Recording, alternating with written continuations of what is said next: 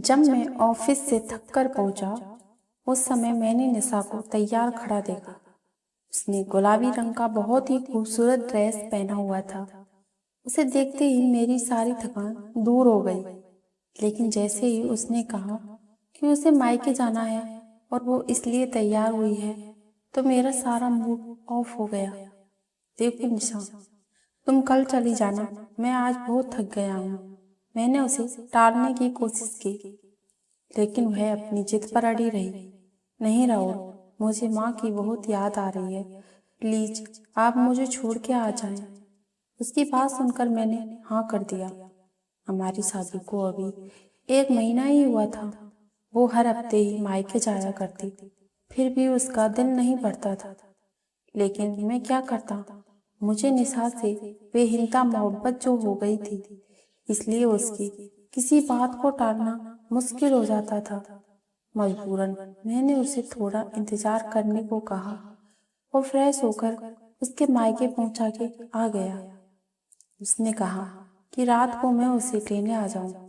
मैं जल्दी से वापस लौटा क्योंकि मैं बहुत थका हुआ था और आज मेरी तबीयत भी कुछ ठीक नहीं लग रही थी। लेकिन मैं निशा को इस बारे में कुछ कह नहीं पाया। मैंने जैसे ही अपने गेट के सामने अपनी कार रोकी, तो अचानक मेरी नज़र मेरे पड़ोसी के घर के तरफ गई। तो मुझे जोर का झटका लगा, क्योंकि उनकी छत पर एक ड्रेस लटक रही थी और वही ड्रेस मैंने अभी अभी निशा को पहने हुए देखा था। बिल्कुल वही रंग और वही प्रिंट। मैं काफी देर तक उसे देखता रहा। कैसा अजीब इत्तेफाक है, मैंने मन ही मन सोचा। हो सकता है निशा और भाभी ने एक ही साथ शॉपिंग की हो, इसलिए एक जैसा ड्रेस खरीदा हो। मैं इन्हीं ख्यालों में खोया हुआ था। जैसे ही चौकीदार ने गेट खोला, तो मैं कार अंदर लेकर गया। मैंने नौकर को कहा कि कोई मुझे डिस्टर्ब नहीं करे, मैं थोड़ी देर आराम करना चाहता हूँ। इस दिन मैंने इस बारे में ज़्यादा नहीं सोचा, क्योंकि अक्सर ऐसे इत्तेफाक होते रहते हैं। मैं रात को निशा को वापस लेके आया था, लेकिन मैं उसे ये बात बताना भूल गया कि यही ड्रेस हमारी पड़ोस वाली भाभी के पास भी है। लेकिन 2 दिन बाद मेरी हैरानी की इंतहा ना रही, जब निशा ने मुझे बताया कि वह अपने मायके जाना चाहती है क्योंकि आंटी की तबीयत ठीक नहीं है। इस वक्त वो नीले रंग की बहुत ही खूबसूरत ड्रेस में थी। मैंने उसकी तरफ प्यार भरी नजरों से देखा। वो आज बहुत खूबसूरत लग रही थी। थोड़ी देर बाद मैंने उसे मायके पहुंचा दिया, लेकिन जैसे ही मैं घर पहुंचा तो दंग रह गया, क्योंकि मेरी पड़ोसी के टेरेस पर आज भी वही ड्रेस लटक रही थी जो निशा ने आज मायके जाते हुए पहनी हुई थी। ऐसा कैसे हो सकता है? मुझे बहुत अजीब सा लगा, लेकिन इस बार भी मैंने इसे एक इत्तेफाक समझा और अपने काम में लग गया। लेकिन जब तीसरी बार ऐसा हुआ, तो मेरी सोच सच में बदल गई। कहीं ऐसा तो नहीं कि निशा मायके का बोलकर मेरे पड़ोसी के घर जाती हो? लेकिन ऐसा कैसे हो सकता है? मैं खुद अभी अभी उसे उसके मायके छोड़कर आया था और उसका मायका काफी दूर था। ये सब इतनी जल्दी कैसे हो सकता है? लेकिन उस दिन मुझसे रहा नहीं गया और जिज्ञासा के मारे मैं अपनी ससुराल की तरफ कार दौड़ाई। और मैं जैसे ही वहां पहुंचा, तो देखा कि निशा उसी ड्रेस में थी और मुझे देखकर हैरान रह गई। राहुल, आप अभी तक गए नहीं? उसने हैरानी से पूछा। तो मैं कुछ शर्मा सा गया और मन ही मन खुद को टोकने लगा। मैं कितनी बेवकूफ़ी भरी बातें सोच रहा था। निशा के माँ बाप का घर तो हमारे घर से काफी दूर था। भला वो कैसे जा सकती थी? मैंने मन ही मन अपने आप को धिक्कारा और घर वापस आया और ध्यान से अपने पड़ोसी सुमित के घर की तरफ देखा। वहां वही ड्रेस अभी तक लटकी हुई थी। मुझे एक पल के लिए भी चैन नहीं आ रहा था। इत्तेफाक 1 या 2 बार हो सकता है, लेकिन बार बार नहीं। लेकिन मैं ये बात जुबान पर लाने से डरता था।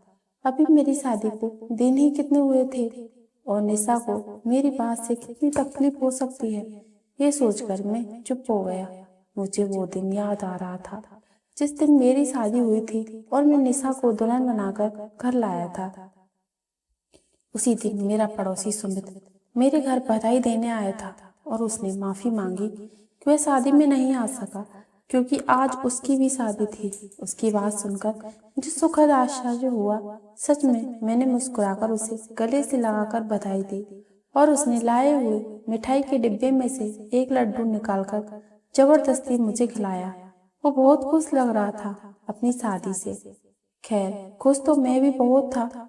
मेरी भी लव कम अरेंज मैरिज थी निशा से।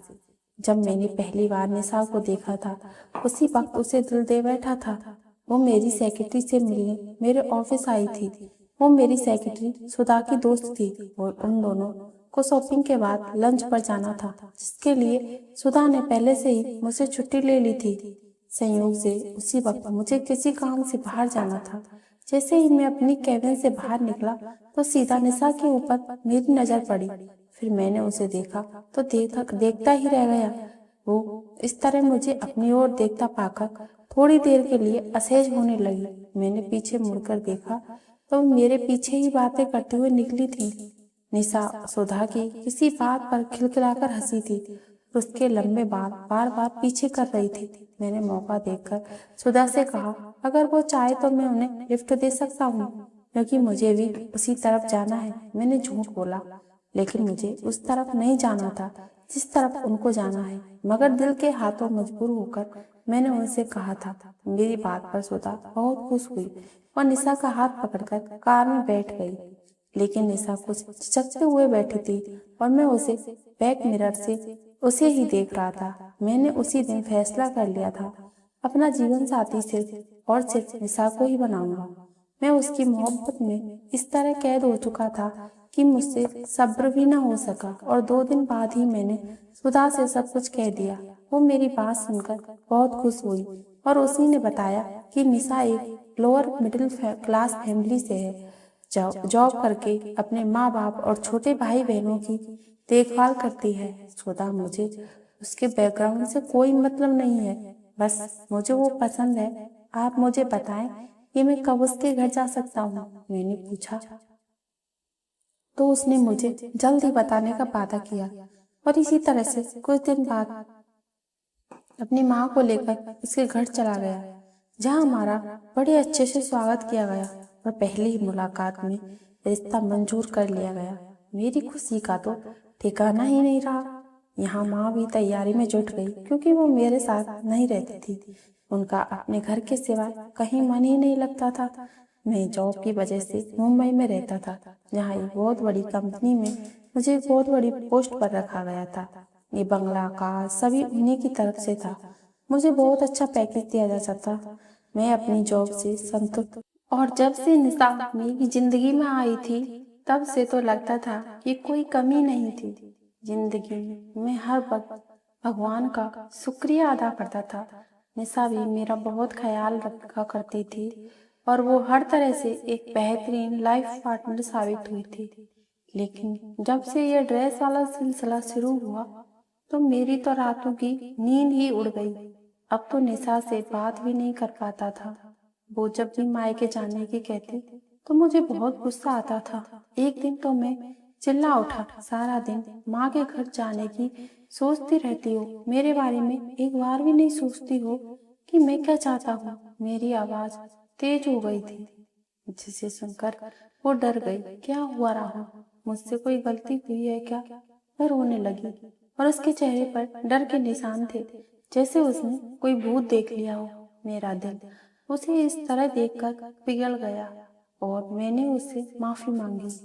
कुछ ही देर बाद मैं उसे मायके छोड़ आया, लेकिन लौटते समय वो ही ड्रेस मुझे सुमित के घर पर लटकता हुआ दिखाई दिया। मुझे डर लगने लगा था। मैंने अपनी कनपटियों को दबाना शुरू कर दिया। ऐसा लग रहा था जैसे कोई मेरे सर पर हथौड़े बरसा रहा हो। हर बार मैं सच्चाई जानने के लिए वापस जाया करता था और निशा और उसके घर वाले मुझे अजीब नजरों से देखा करते और मैं कोई ना कोई बहाना बनाकर वहां से उल्टे कदमों से वापस आ जाता था। क्या हो रहा था मेरे साथ, मुझे कुछ समझ नहीं आ रहा था। अब तो निशा भी मुझसे नाराज रहने लगी थी। मैं सारा दिन चिड़चिड़ा रहने लगा था। ऑफिस में भी लोग मेरी शिकायत करने लगे। अगर ये नौकरी चली जाती तो मैं कहीं का नहीं रहता। इसलिए मुझे अपने दिल और दिमाग को भी तरोताजा करना पड़ता। मगर दिलो दिमाग में इतना तूफान चलता था, वो भला